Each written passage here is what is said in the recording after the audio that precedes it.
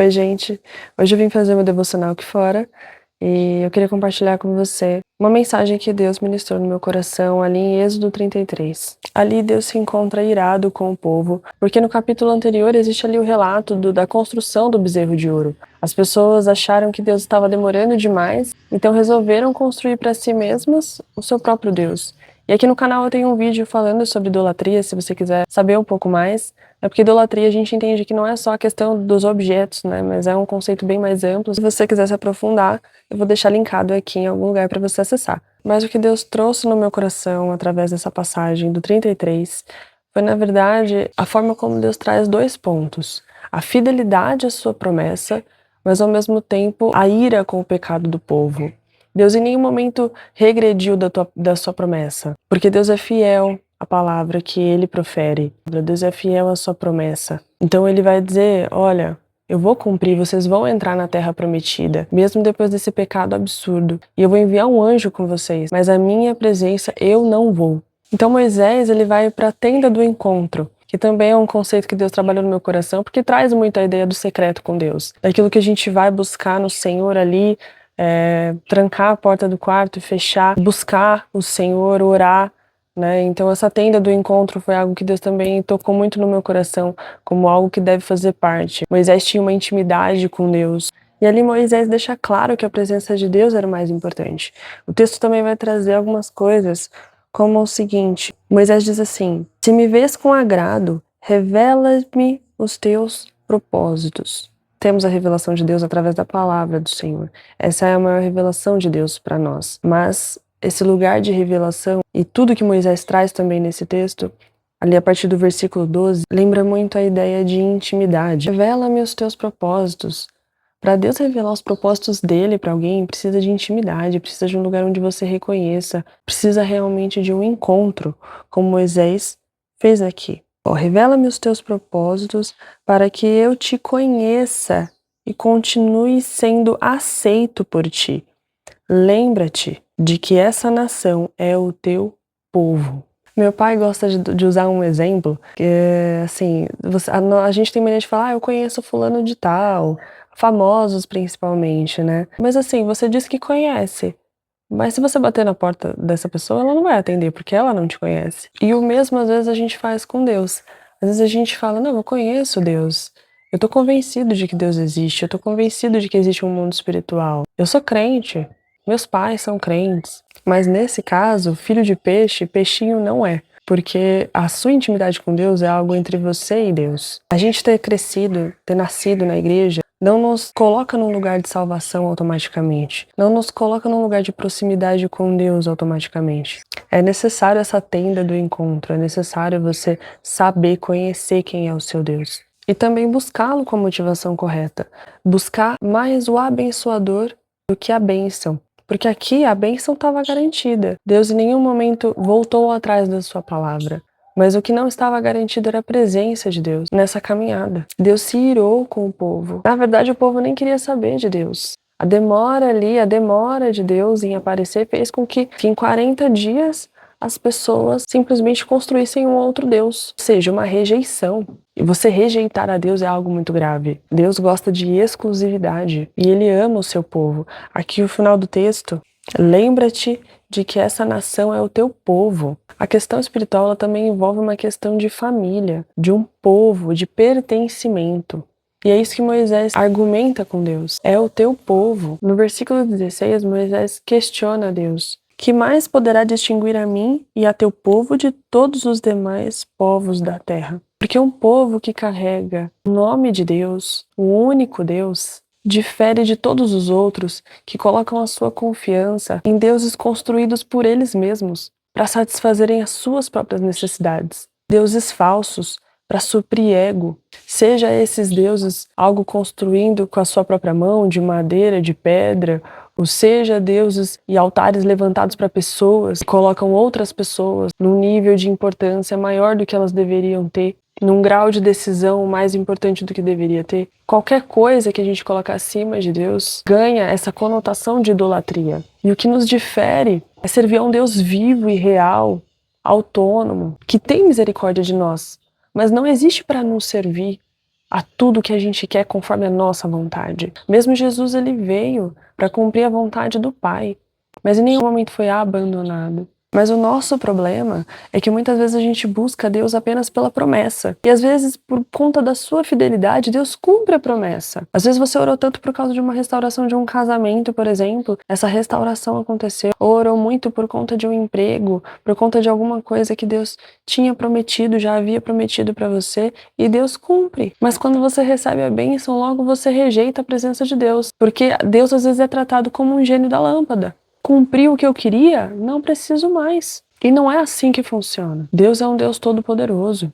Deus reina na nossa dimensão e na dimensão dele, que um dia nós, pela sua graça, nós poderemos alcançar. Mas nós só alcançaremos se a gente se manter no seu caminho. Se a gente manter uma relação, uma tenda do encontro, como diz aqui, intimidade, conhecer, pertencimento à família de Deus. É uma família. Hoje a exortação que Deus traz é promessa ou presença? O que tem sido mais importante para nós? Mesmo a promessa sendo cumprida, existem situações que não se sustentam sem a presença de Deus. O exemplo do casamento é um deles, de fácil visualização. Até tem uma frase: Deus não restaura casamentos, Deus restaura pessoas. Porque antes de restaurar o relacionamento, ele precisa restaurar as duas partes, senão elas vão destruir. Mas vamos hipoteticamente imaginar um cenário onde houve essa restauração. Se não houver uma preocupação com a presença de Deus, você acha mesmo que esse relacionamento vai se sustentar?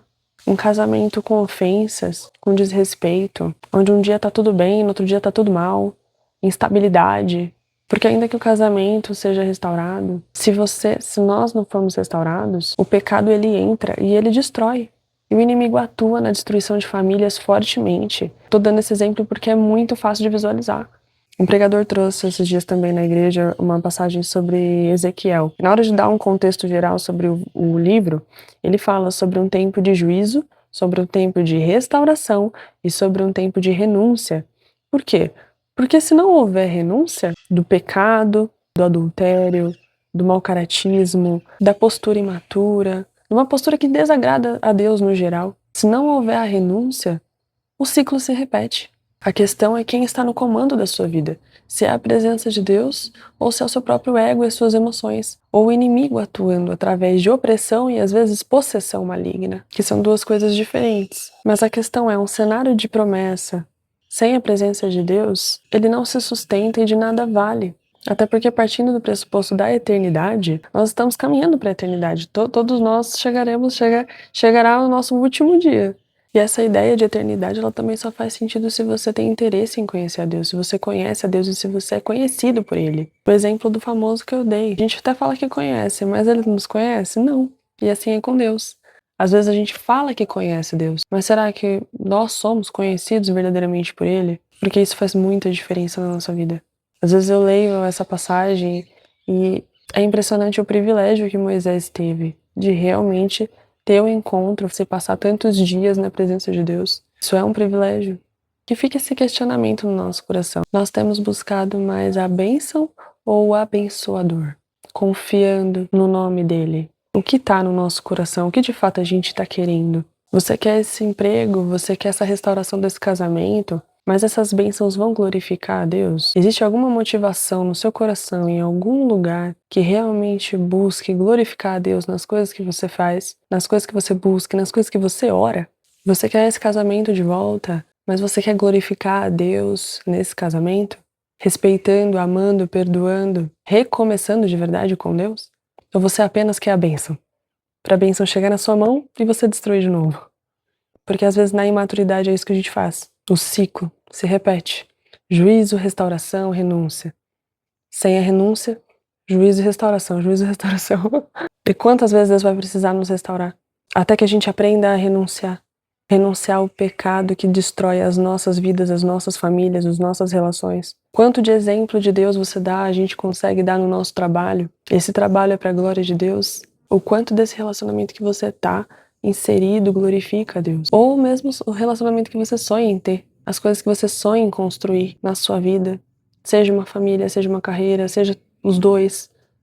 O quanto disso realmente existe uma motivação para glorificar a Deus e o quanto disso é só para preencher ego, para dizer que tem, para dizer que conquistou, para mostrar, mas no final nem cuida nem valoriza. No final, exclui Deus do processo, mas quer porque quer a promessa. Nós somos muito falhos e temos muito que meditar na palavra e sermos exortados e ensinados por ela, para que a gente aprenda a glorificar a Deus em tudo que a gente fizer. No simples. Eu tava com desejo de fazer um bolo, por exemplo, né, para levar no dia da ceia ou, enfim, no culto das irmãs. E é uma coisa extremamente simples, mas é algo que eu queria fazer com amor, é algo que eu queria entregar ali, as pessoas pudessem apreciar, porque é legal quando você faz alguma coisa e as pessoas gostam, né? Eu ainda tenho muito que aprender, mas assim, é aquele desejo às vezes no simples também, de agradar a Deus, de glorificar a Deus, não como uma barganha, não como se você pudesse ter algo em troca, ou não como se Deus precisasse daquilo, porque Ele não precisa, mas algo que você faz de coração para o próximo, às vezes é algo que Deus recebe, e tá no simples, tá no ordinário do dia a dia. E essas coisas nos aproximam de Deus. E outras que são maiores, às vezes a gente vai precisar de um processo maior para alcançar, mas quando a gente chegar lá, se a gente conseguir chegar lá e glorificar o nome de Deus, é isso que vale. Porque não tem cenário pior de quando a gente alcança coisas nas nossas vidas, ou mesmo na nossa família, a gente às vezes envergonha o nome de Deus com as nossas atitudes, com os nossos pecados, com a nossa falta de arrependimento naquilo que a gente erra, com excesso de orgulho.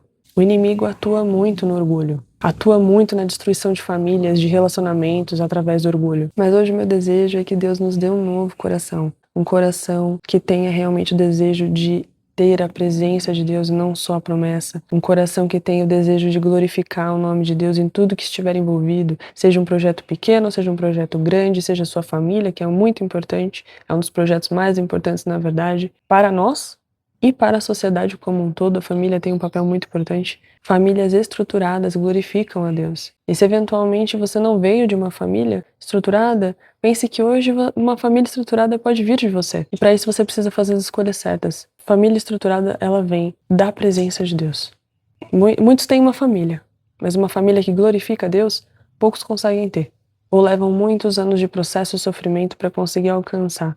Mas Deus hoje está falando, hoje você pode glorificar o meu nome em tudo que você colocar as suas mãos. Em cada oração atendida, você pode glorificar o nome de Deus. Porque as coisas que nós recebemos nem sempre são só para nós. Deus atendendo algo para apenas suprir um desejo pessoal. Não, geralmente a bênção que Deus deixa chegar na sua vida, ela é para alcançar outras pessoas. O amor derramado de Deus sobre nós, ele é para alcançar outras pessoas. Às vezes uma bênção, uma prosperidade financeira, ela é para, sabe, fluir através de você. Um conhecimento que você tem gente que tem dom de mestre, isso deve fluir, não é para reter. A gente não pode reter o que Deus dá pra gente. Nós precisamos transmitir com amor.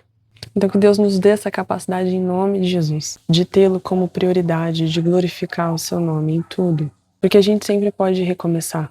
Vamos sair do ciclo e recomeçar com Deus. Vamos renunciar ao que precisa ser renunciado. Todo pecado, da desobediência, tudo. Eu espero que esse devocional tenha abençoado a vida de vocês.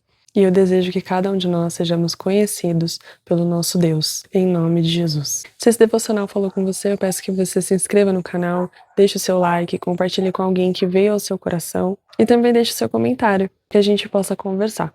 Amém? Desejo que Deus os abençoe e até a próxima.